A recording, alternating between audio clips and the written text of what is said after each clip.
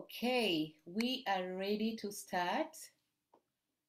And a very warm welcome to all of you from wherever you are joining us virtually, and to those who will listen in later. I trust you are doing fine. I wish to welcome you to this United Nations Food Systems Pre-Summit Parallel Session on Unleashing Science's Potential to Transform Food Systems. This session is co-organized by CGIAR and World Farmers Organization. My name is Vivian Atakos. I am Regional Communication Specialist for the International Potato Center, a CGIAR research center. I am based in Nairobi, Kenya.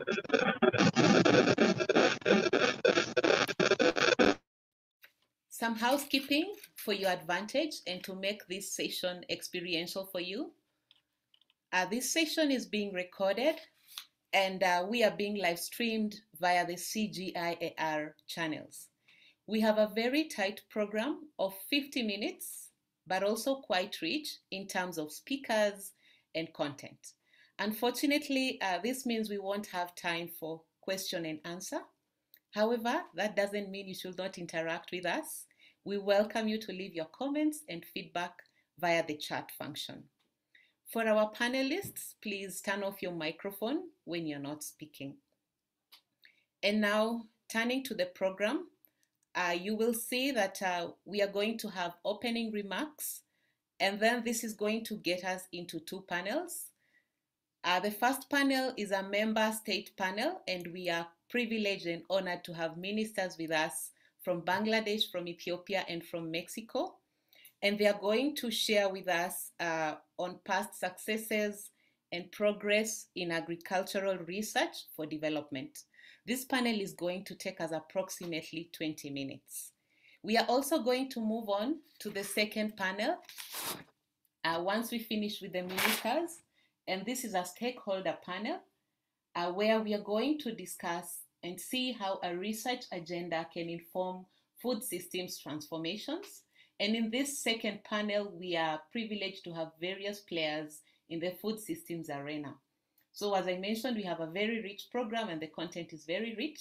Feel free to continue interacting with us via the chat function or also via the CGIAR social media channels because there's a live stream ongoing on YouTube.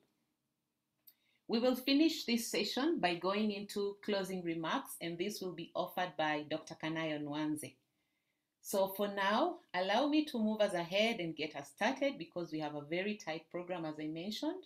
And I will introduce our first speaker, who is Dr. Claudia Sadoff, to give us the opening remarks. Claudia is a well-known person within the CG and also in the agriculture for development space. She is the Executive Management Team Convener and Managing Director, Research Delivery and Impact in the CGIAR. Contributing to the United Nations Food Systems Summit, Claudia is also a member of the independent group of scientists, where she provides critical resources and evidence for member states as they develop their pathways for food systems transformation. Claudia, I see you looking great and all set. Please take the floor, or perhaps I should say take the camera. Thank you so much, Vivian, and welcome to everyone who's joining us today. You know, today's food systems are being tasked with meeting more demands than ever before. Not only must food systems produce enough to feed a growing population with increasingly scarce resources, but they must also deliver diets that can help address rising levels of both undernutrition and obesity. Not only must they provide decent livelihoods for men and women involved in food production and all along the food value chain, but they must also be resilient against unexpected shocks and interruptions. The complexity of this task is enormous, but it also offers the extraordinary opportunity for a radical realignment that could not only end malnutrition in all its forms, but also promote gender equality, job creation, prosperous livelihoods, opportunities for youth, climate solutions, and environmental health. So how will the world produce food in 2050 when 2/3 of the population live in urban areas? What jobs will be available when more than half of Africa is under the age of 25? And how do we prevent food systems from driving global temperatures beyond 1.5 degrees? The answers require research that finds solutions, but also identifies trade-offs and synergies, as well as strategies to mitigate risks. The long-lasting effects of the COVID-19 pandemic have reaffirmed the crucial role to be played by science in tackling the greatest challenges facing the world. Our 2030 research and innovation strategy frames the CGIAR's priorities strongly within the climate crisis as the foremost challenge of this decade. But it also recognizes, as our research clearly indicates, that we must build resilience not only to climate change, but also to conflict and crises such as economic and health shocks. Through an ambitious new CGIAR research and innovation portfolio, we are working to advance a true transformation of food, land, and water systems that leverages innovation systems. This means that rather than doing isolated research, we work with partners on integrated technological and institutional innovations, capacity development, and policy engagement. Our goal is to deliver more diverse, healthy, safe, sufficient, and affordable diets, and ensure improved livelihoods and greater social equality within planetary and regional environmental boundaries. The portfolio we are building currently comprises some 30 game-changing initiatives, sets out the future of a more integrated and impactful One CGIAR in 3 major areas: genetic innovations, resilient agri-food systems, and systems transformation. In genetic innovation, CGIAR stewards genetic resources and addresses barriers to achieving rapid improvement of crop varieties, working to increase genetic gain and varietal turnover in farmers' fields. In resilient agri-food systems, we are focusing on increasing agricultural productivity sustainably and increasing the availability of safe, nutrient-dense foods while reducing environmental footprints and threats to human health. In systems transformation, CGIAR commits to forge with partners ambitious new multi-sectoral policies and strategies for food, land, and water systems transformation. We're building on our track record of collaborating with partners to deliver impacts for more than 50 years now, lifting hundreds of millions of people out of hunger and poverty and supporting low-income producers and consumers, an effort that has also produced a tenfold return on investment. The important contribution of science in building the food systems of the future is central to this UN Food Systems Summit. As we look to 2030, CGIAR, with 10,000 staff of 135 different nationalities and a presence in over 70 countries, stands ready to support the critical decisions that this change requires, decisions that will be made by farmers and governments alike. So today, we, along with our partners from the World Farmers Organization, have brought together a variety of voices to discuss the role of science in food systems transformation. We're very grateful to be joined by this group of ministers who will share their thoughts on how agricultural research for development has shaped their policy priorities and nutrition objectives. With these insights, we'll then be joined by a panel of food systems stakeholders who bring a variety of perspectives on how research can help us achieve the food system and development goals that are being set through this UN Food Systems Summit process in the wake of the pandemic. So again, thank you all for joining us for what I expect will be a tremendously rich discussion. And back to you, Vivian.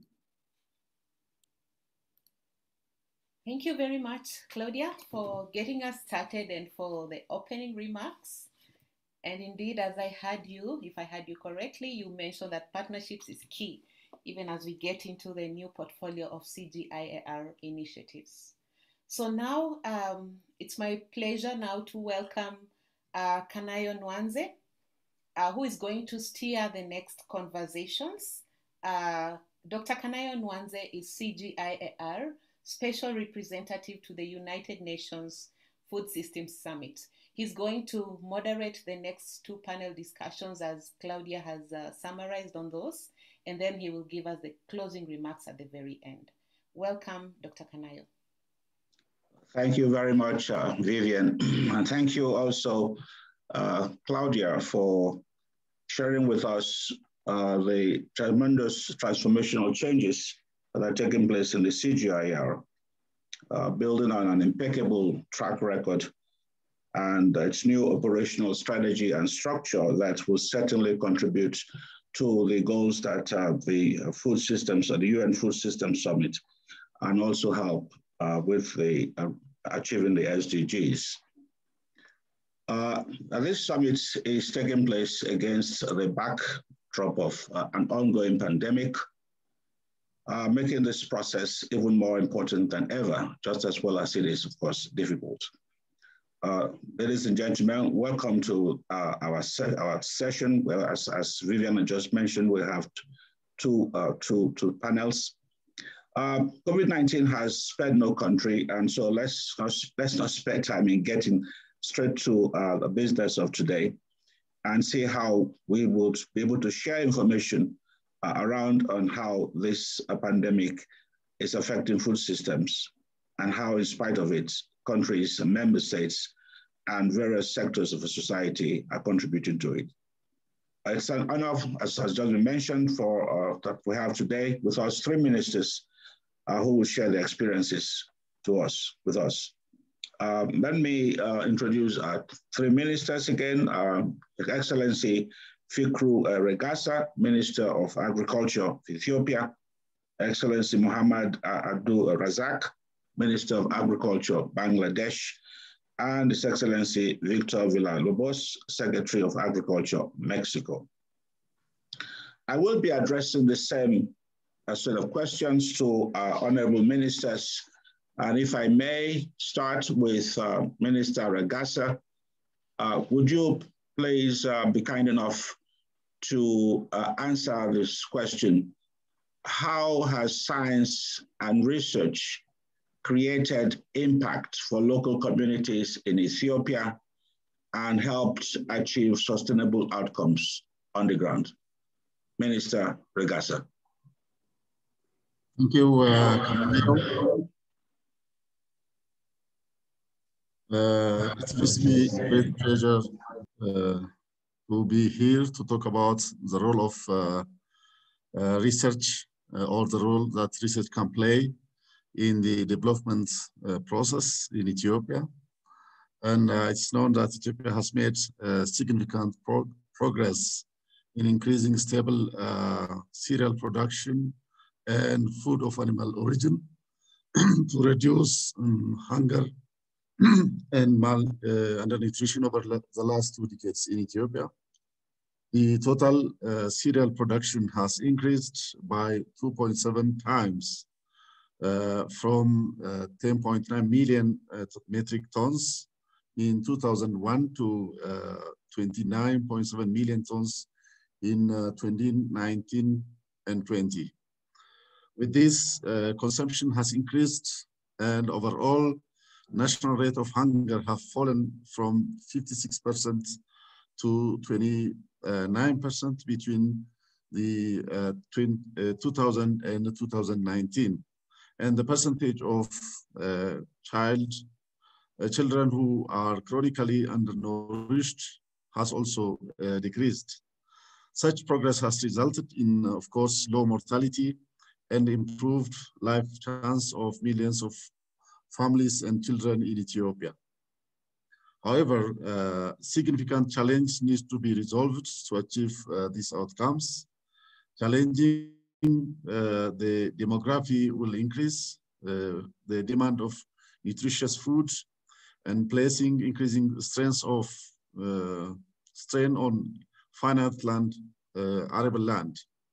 Furthermore, increasing soil erosion and land degradation need to be addressed through increased use of regenerative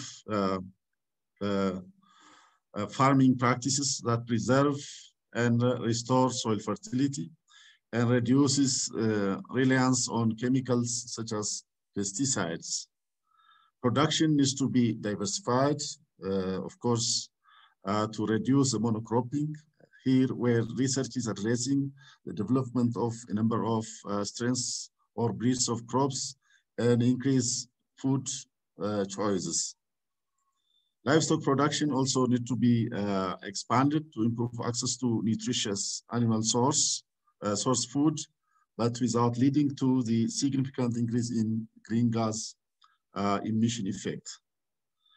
To feed and improve the health of growing population, Ethiopia must produce a more nutrient-dense food basket.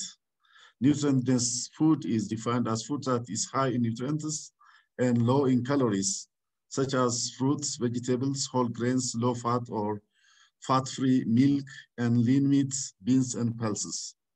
So Ethiopia is committed to sustainable development goals and has wholeheartedly participated in UN Food Systems Summit, and we have brought together public institutions, multilateral and bilateral organizations, private sectors, civil society organizations, and universities and such research institutes to collaboratively chart a course for food systems transformation. Ethiopia Food Systems has been formulated through a multi-stage and multi-sectoral process based on challenges and issues identified, as well as the progress made in our agricultural transformation. The whole process has been informed by evidences. Our vision is for a holistic transformation of Ethiopia's food system for production to consumption that promotes enhanced food safety, nutrition, diet, improved livelihood, greater land preservation and restoration, greater resistance to shocks and stress. To address Ethiopia's challenge, we have identified 14 action areas which align closely to the UN Food Systems Global Action Tracks. We have also identified 22 game-changing solutions that align closely to Ethiopia's existing national policy agenda, including the homegrown economic reform agenda and other key policies. Research has played a key role in this process. The CGIAR network of research institutes has worked hand in hand with national partners to provide evidence used to identify challenges and contributing to identify potential solutions for considerations. Our research partners have now started facilitating development of an monitoring and evaluation framework. Going forward, research must accompany the transformation pathway that has been charted. We expect that research will not only provide evidence for monitoring and evaluation, but also fills evidence gaps and to generate innovative solutions under different subnational settings to direct and foster positive progress in different components of food systems. Finally, research will be needed to help generate alignment modalities that can help manage and mitigate against trade-off. We look forward to working with the One CGIAR to implement this. I thank you. Thank you very much, Minister Regasa. It seems like we have some interruption in the background there. So please, can you mute your phones and the microphones and your camera? Load screws, please. Can somebody, organizers, please, can you check the noise, the background noise for us? Sí, aquí estamos. I will try and see if we can continue. Thanks again, Minister Regasa. Let me now move to our colleague from Bangladesh, Minister Rasak. What has science and research had in Bangladesh for local communities and sustainable outcomes? Thank you, Mr. Kenyo Nanji, for giving me the floor. Honorable Chair of the session, distinguished panel members, delegates, and participants, ladies and gentlemen, warm greetings to you all. It is my pleasure and privilege to be a member of such an important panel and speak before distinguished delegates and participants from around the world.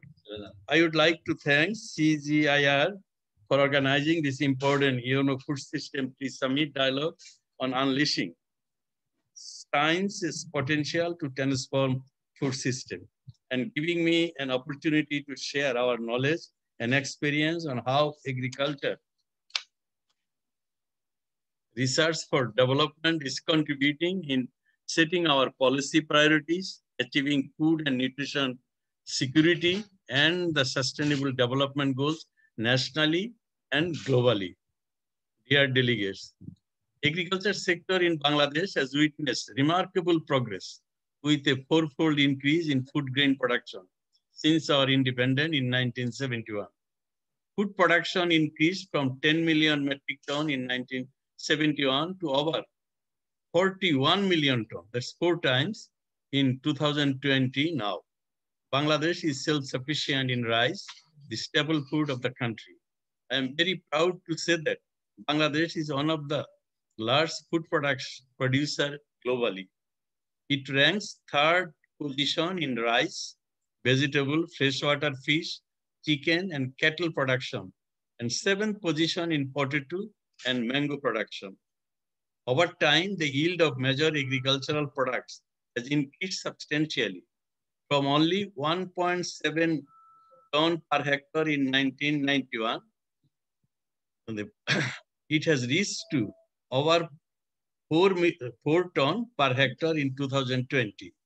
Yields of all major crops have also significantly increased. Some of the crops are showing notable yield growth performance, such as maize among the cereals, pigeon peas among the pulses, garlic and onions, spices, and fruits like mangoes, guava, and melons. Public research institutes have developed a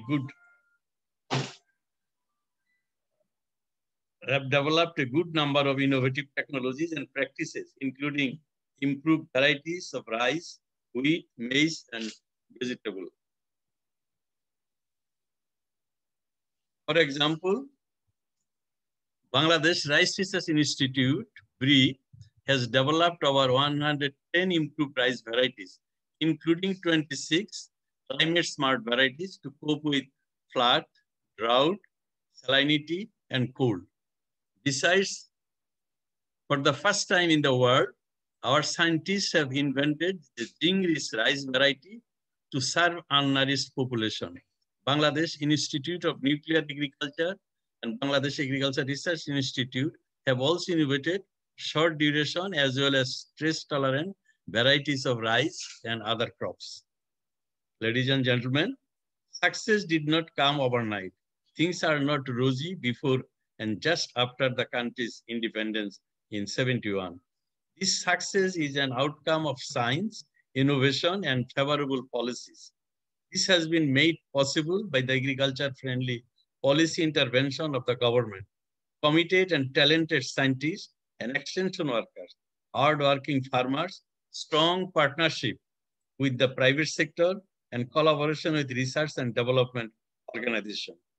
The government of Bangladesh has given utmost importance to food and nutrition security, poverty reduction, improved livelihood, and employment generation. The government, therefore, has been in pursuit of transforming agriculture from subsistence to commercialized, modernized, and income generating through agriculture-friendly policies and programs, including liberalizing input markets, output price of support, providing subsidies for major agricultural inputs, promoting research and innovation, expansion of irrigation and mechanization, encouraging farmers to adopt improved technologies, reducing post-harvest losses, enhancing agro-processing, and linking agriculture to export markets. Along that line, we formulated a new agricultural policy in 2018, Extension Policy 2020, Mechanization Policy 2020, and Good Agricultural Practices GAP guideline in 2020. Distinguished delegates, apart from the country-level strategies, increasing regional and International collaboration is instrumental in the area of research and innovation, sharing best practices, genetic innovation, etc. The government of Bangladesh has more than 50 years of strong collaboration with CGIAR centers such as IRIS, CIMIT, World Fish, IFRI, Harvest Plus, CIP, and others. Dear participants, look ahead. Bangladesh agriculture faces many challenges such as feeding the growing population, land and water scarcity, labor shortage, and other apart from reducing yield gaps. Then there are other emerging critical challenges, climate change, impending disaster, and ongoing COVID-19 pandemics. I have the pleasure to share that in the midst of COVID-19 drawn impacts, the agriculture sector continues in-season food production and being regarded as a role model in the globe. We adopted an urgent COVID-19 response plan where we focused on expanding hybrid and high-yielding varieties. Ladies and gentlemen, Bangladesh is one of the most climate change vulnerable countries in the world.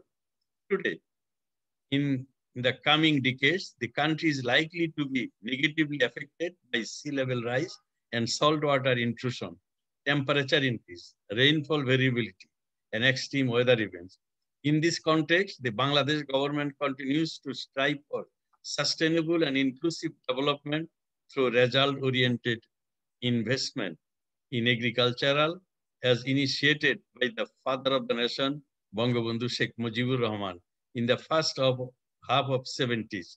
Mujib Climate Prosperity Plan 2020 is also being pursued by the government under the dynamic leadership of Prime Minister Sheikh Hasina. Honorable Chair and panel, I would like to extend my thanks to CGIAR for strong collaboration with Government of Bangladesh in research and innovation, access to germplasm and capacity building. I expect that the collaboration will be continued and bring tangible change in transform agriculture, generate youth employment, and improve rural livelihoods in Bangladesh. I would like to once again thank CGIAR for allowing me to share my thoughts at this dialogue, and I believe that our combined efforts will help build a prosperous and hunger-free world as stipulated in 2030 agenda. I look forward to hearing from the rest of my panelists. Thank you very much, ladies and gentlemen. Thank you. Thank you very much, Minister Razak from Bangladesh for sharing with us these experiences. Finally, our ministerial speaker, His Excellency Villalobos of Mexico. Can I now ask you the same question? If you can please tell us about the contribution of science and research in Mexico. Well, thank you very much. Good morning, good afternoon. I appreciate the kind invitation to share some comments regarding the importance of innovation in agriculture and how has science and research helped us to face the challenges that means climate change for agriculture and ensuring food security, particularly in local communities. I greet with affection the participants in this high-level table. Mr. Mohammad Abdul Razak, Minister of Agriculture of Bangladesh, and Mr. Firku Regasa, State Minister of Agriculture in Ethiopia as well. Regards to the audience that is with us today. I hope that our insights are of the interest of discussion and the alternatives that we must face to meet challenges to come in the near future. Science has always been the core of the activities of the Secretaría de Agricultura and Rural Development in Mexico. My lifetime mission of working with and for the farmers began in Mexico a long, long time ago when I first met Norman Borlaug, the man who saved 1 billion lives from famine by applying science to agriculture. Food systems today are currently undergoing review and analysis, raising the need to changes in summit and consumer diets. Countries conduct national dialogues and discussions and questions their diets. The results of such consultations will be shared at the next Food Summit in September this year. In this review and analysis, it is essential to consider that food systems began with primary production, with agriculture, livestock, aquaculture, fisheries, and in this process, we must first consider ecosystems, the natural resources, water, soil, biodiversity, and their producers, the workforce and their ancestral and traditional knowledge. Without all these elements, there cannot be a sustainable food system. Today, agriculture production faces great global challenges. On one side, the aging of the population dedicated for food production and the rural-urban migration of youth results in a loss of ancestral and traditional knowledge as it is not transferred from one generation to the other. On the other hand, erosion, lack of fertility of soils, agrochemicals, water pollution, biodiversity loss, increases temperatures and alterations in water cycles, including atypical drought and torrential rains, as well as the exposure of crops to new pests and diseases, results in an increase in agricultural yield loss, which puts additional pressure to ensure global food security and feed of growing population in a changing climate environment. In this context, ensuring impact and working for and with smallholders, farmers become more essential than ever. These farmers around the world find themselves in a highly vulnerable conditions if they do not have innovative tools and technologies to adapt their means of production in a creative way to new social and climatic realities. And they are at risk of losing their livelihood and facing the threat of forced migration to cities, conditions that endanger economic stability and food security through the war. In my country, the program Crops for Mexico and the integrated approach to sustainable rural development is a reliable and consistent strategy that as partners, CIMIT, the national program, INIFAP, and the private sector have been designing, testing, implementing, assessing, and further improving over the years. It is an example not only on how the national and international systems must collaborate in a model where the public, private, and social sectors engage in a common goal with a successful on-the-ground impact and to promote investment in public goods. Crops for Mexico works based on trust, consensus building, and a profound respect to Mexican culture and traditions, while invoking innovations that have generated long-lasting changes that we can today even imagine. Through these programs, we have generated more than 300,000 farmers in more than 1 million hectares who have adapted and adopted the technologies and innovation coming from science, research, and conservation efforts. As a result, we raised productivity in corn, and also we elaborated simple technologies to best manage soils conditions. Research in agriculture must support us to develop innovation that are on value and utility of the farmers, particularly smallholders. Innovations such as new varieties to face the challenges of producing food in a changing climate environment, or improved agronomic practices that can be adapted for extension groups that allows us to reduce the gap between the labs and the farmers' fields. It is essential to involve young people in scientific research and that the development of agricultural innovation meets these challenges, like control of pests and diseases, develop crops varieties adapted to the new conditions of agricultural soils, as well as water stress, produce more food with less water, and encourage young people to find decent, well-paid employment opportunities with an alternatives for develop as well as well-being in the agricultural activities of their communities. The, the countrysides and agricultural productions are a good business for large corporations and must also be an economically profitable and environmentally sustainable activities for small and medium producers organized in cooperatives, particularly for women and indigenous peoples dedicated to family farming, livestock, and silvopastoral systems, fishing, and small-scale aquaculture.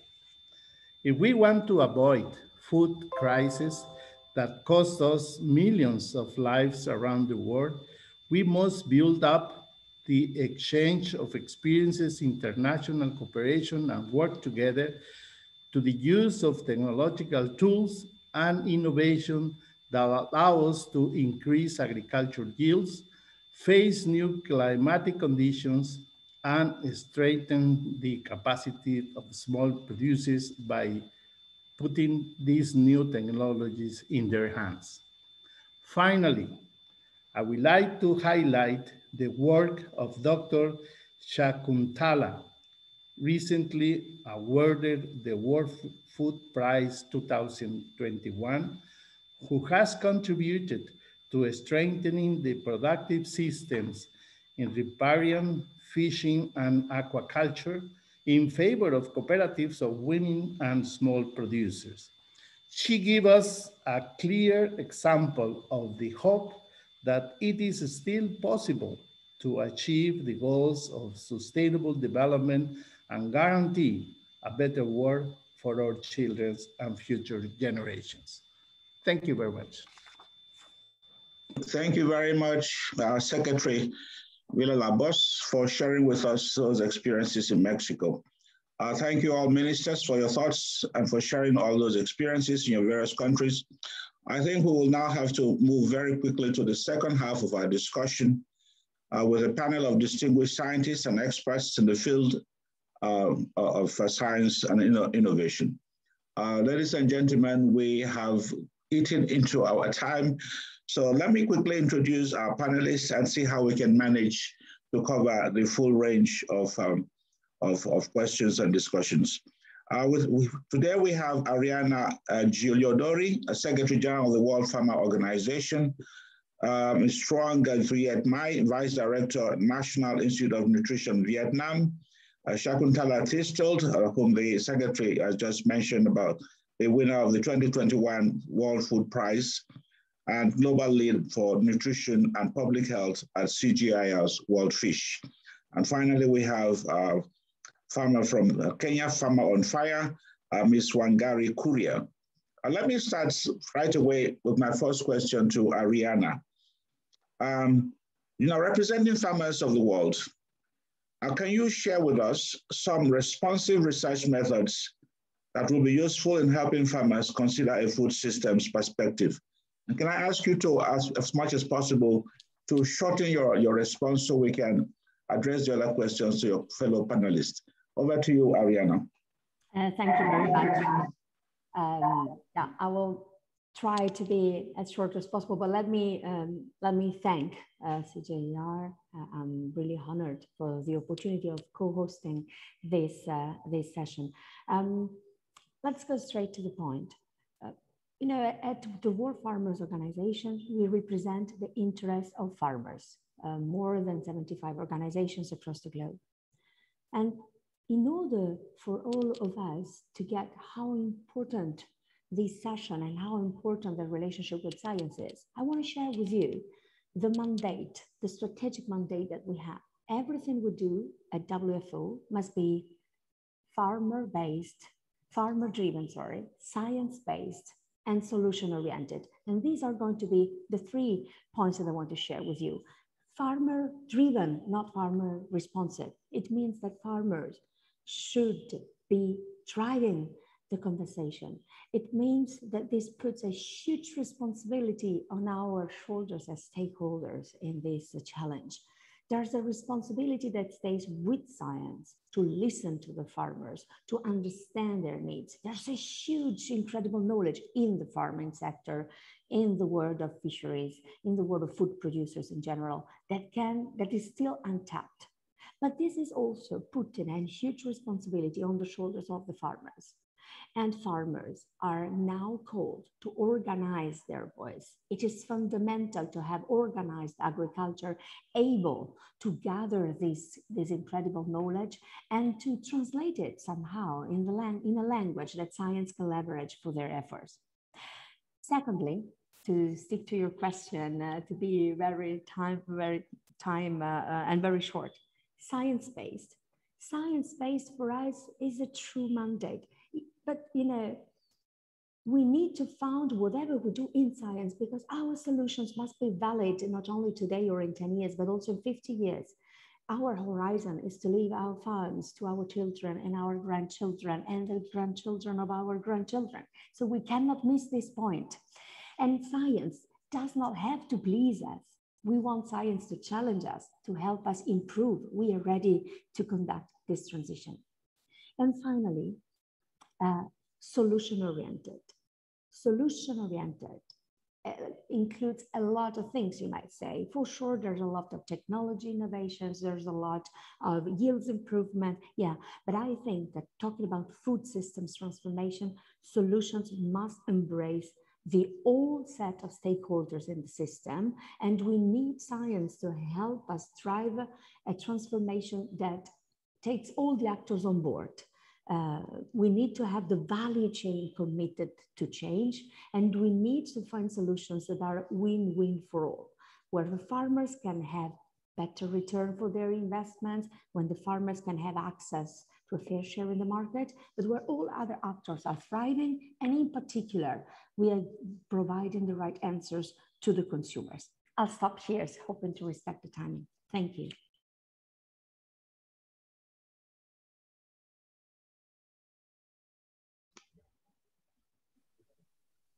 Thank you very much, Ariana. I was having some technical problems there.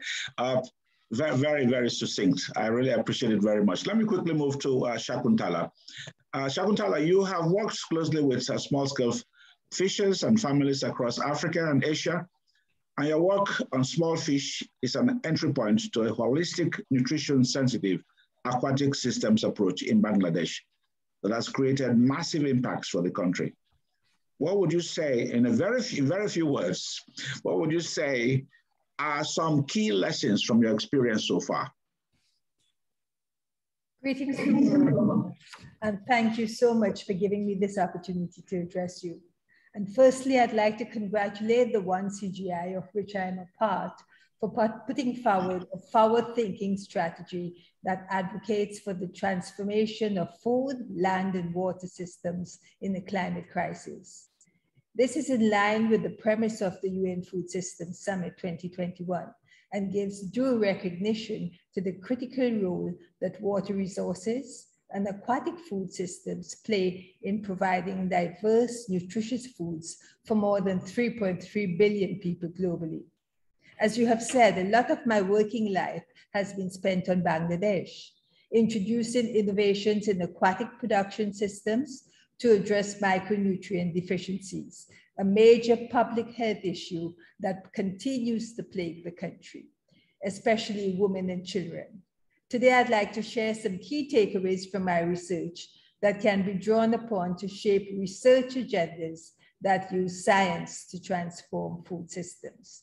My first takeaway is the importance of developing context-specific and culturally appropriate research programs for the communities we work with. Our understanding of the acceptability and relevance of the research programs we put on the ground is sometimes lacking or limited. The success of my research in Bangladesh built to a large extent on understanding the food culture and the habits in Bangladesh, the different values that are put on consuming diverse indigenous fish species across the country. Thus, it was appropriate for my colleagues and me to introduce the pond polyculture approach of large and micronutrient-rich indigenous small fish.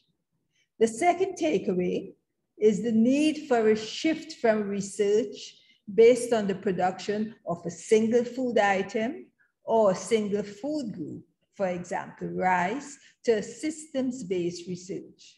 A food systems transformation can only be achieved when we explore various entry points and pathways along the food systems framework, such as influencing consumer behavior, facilitating supply chain choices, and developing evidence-based policies, programs, and institutional choices.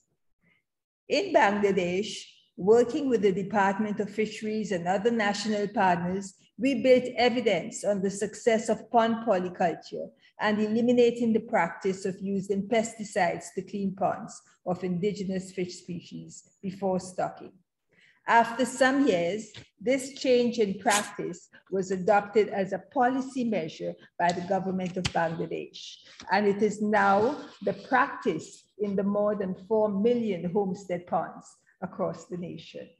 Another key takeaway from my work is the importance of having a nutrition-sensitive perspective in developing a research agenda. We must place food and nutrition security outcomes as a goal and design our protocols and approaches towards achieving this goal. The inclusion of small fish in pond polyculture in Bangladesh was initially designed to optimize micronutrient contribution in women and children suffering from micronutrient deficiencies. Over time, I expanded this approach to include integrated fish-vegetable production, social behavior communication change, nutrition education and messaging for more long-lasting and impactful results, even across generations. Lastly, we must be bold in investing in building capacity, especially for women and youth, to ensure that there's a continuum of our research efforts and the potential to scale. I partnered with universities, government partners, government departments, national and international NGOs, and community groups to train PhD and master students, extension officers, fishers and farmers, women and youth to adopt nutrition-sensitive aquatic food systems approaches as a solution to achieve food and nutrition security. Today, I am heartened to know that these approaches are adopted into university syllabus and field programs and have influenced policymakers to recognize the importance of small fish species for ensuring food and nutrition security. As of now, the Bangladesh Fisheries Research Institute has identified more than 120 species of small fish for the potential to be farmed, and breeding protocols have been developed for over 20 species.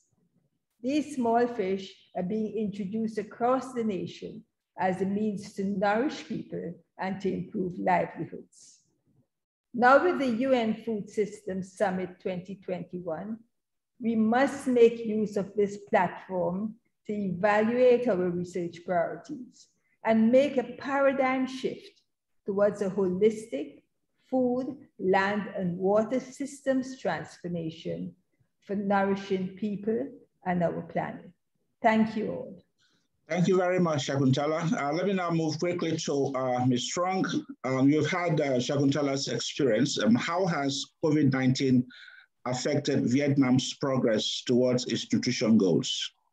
What adjustments are you making in nutrition research priorities going forward as a result of this? And can you please try and see if you can give us a very quick response?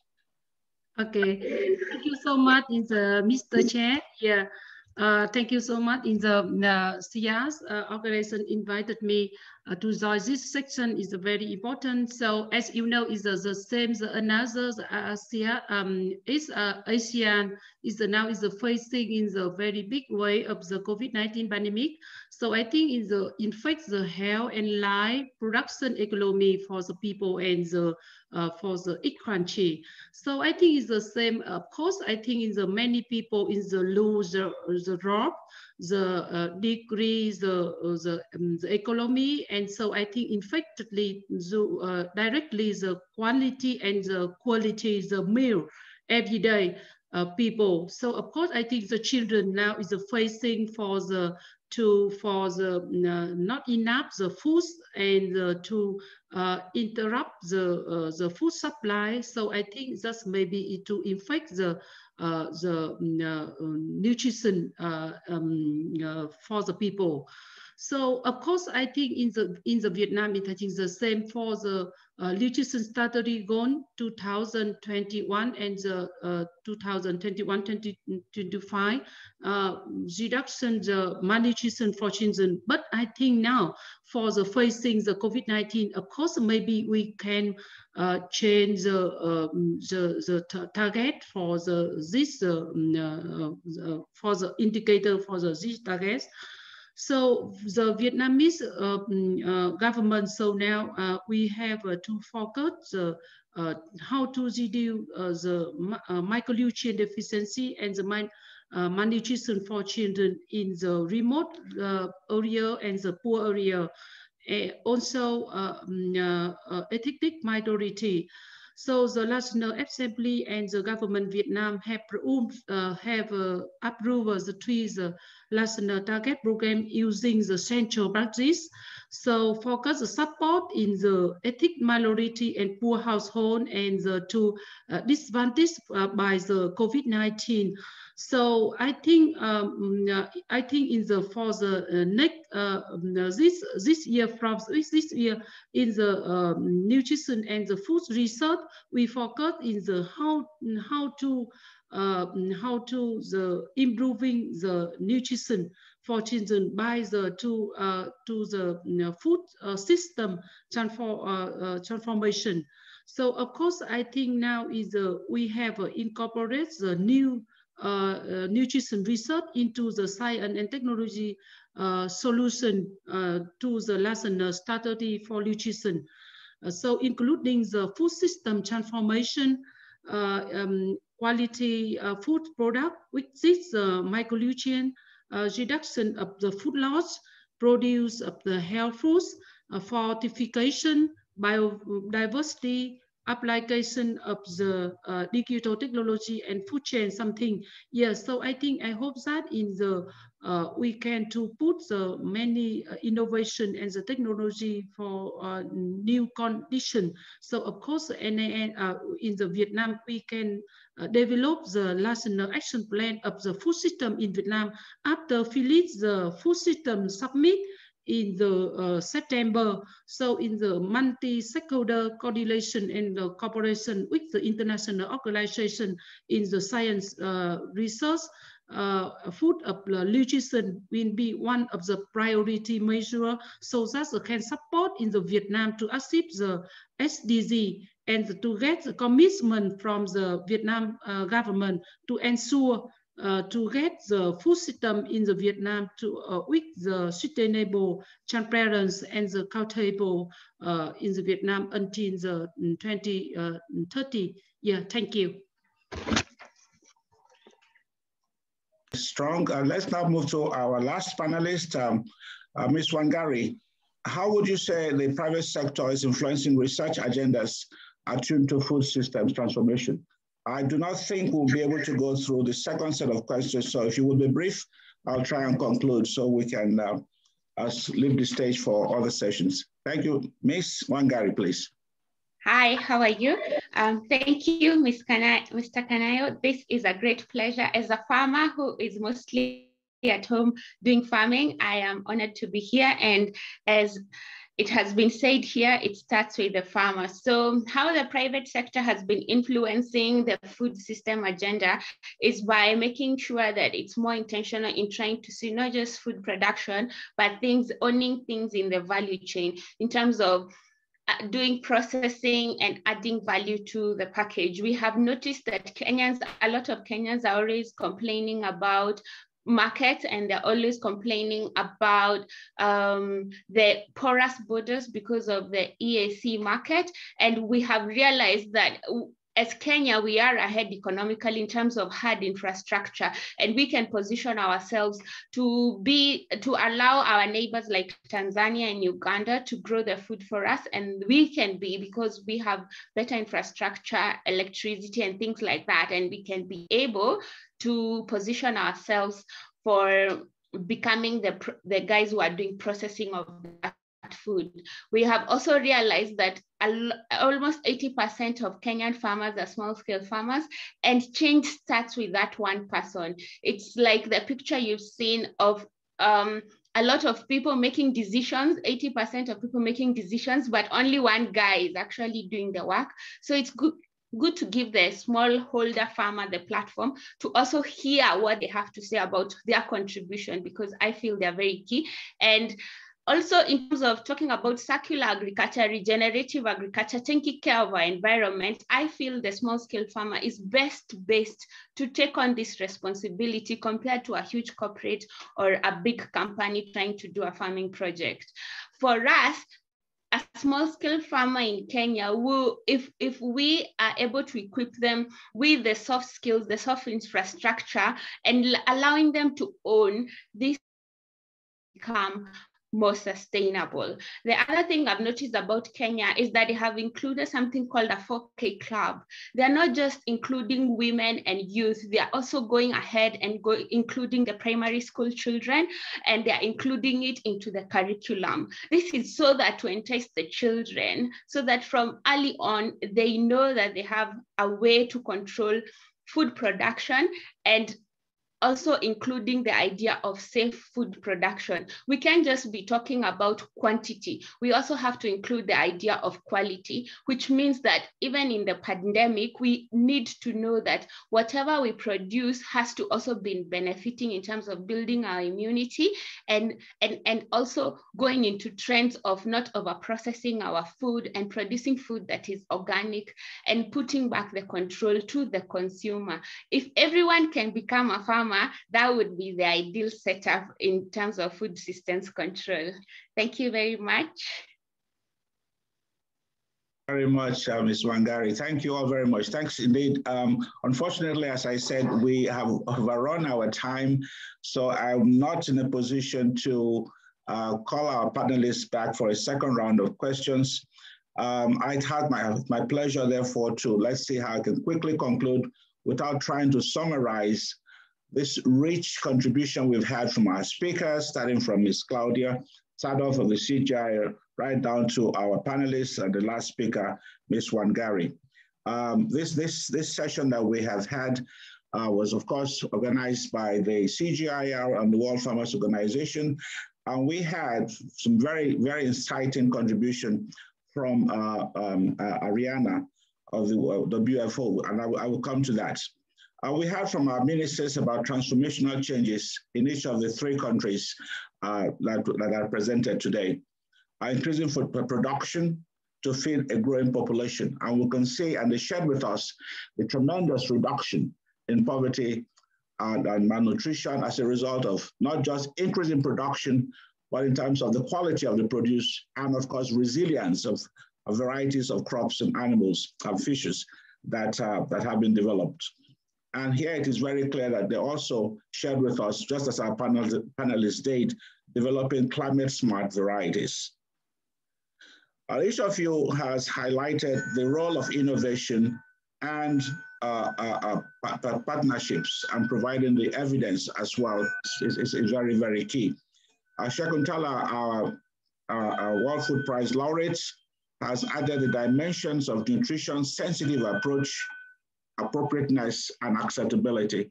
As I mentioned, Ariana spoke about the pillars of the World Farmers Organization: farmer-driven and not just farmer-responsive, science-based and solution-oriented.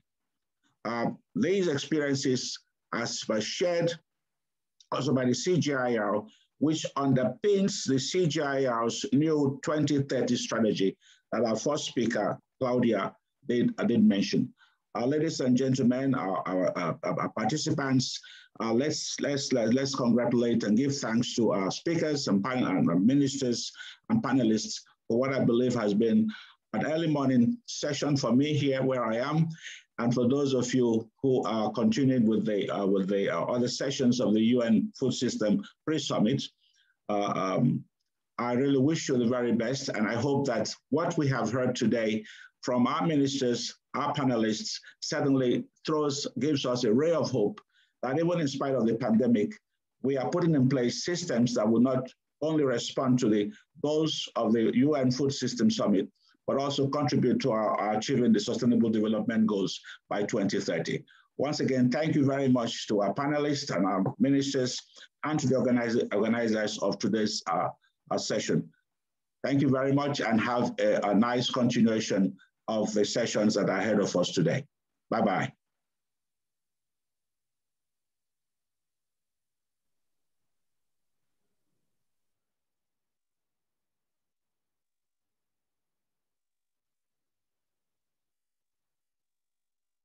Bye-bye.